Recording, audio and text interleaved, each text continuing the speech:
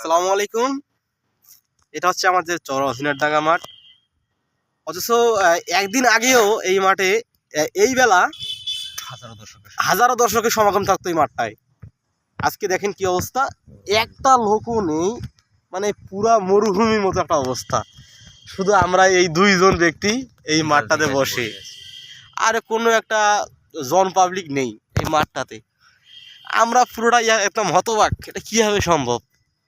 মানে কালকেও এই এই মাঠে, বিশেষ করে এই সময়গুলোতে লাগাতার কয়েক মাস ধরে আমাদের এই মাঠটা প্রতিদিন রেগুলারভাবে খেলা হইতেছে, প্রায় রাত পর্যন্ত খেলা হয় প্রতিদিন, অনেক জনসমাগম হয়, সেরকমভাবে খেলা হয়। কিন্তু আজকে মাঠটা একেবারে শূন্য শূন্য লাগতেছে, ছেলে পেলে চারিদিকে কেউ কোথাও নেই একদম।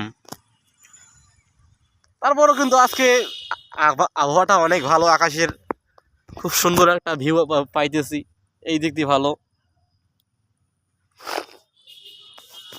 তবে আমার কথা হচ্ছে, আজকে ছেলে পেলে গেল কই? অন্তত পক্ষে দুই একটা টিম থাকুক আজকে বল খেলতে।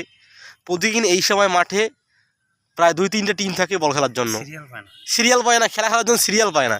কিন্তু আজকে সিরিয়াল তো দূরের কথা, আমি 4টার সময় মাঠ আসছি, মাঠে আসার পর দেখতেছি মাঠে একটা জন পোকাও নেই।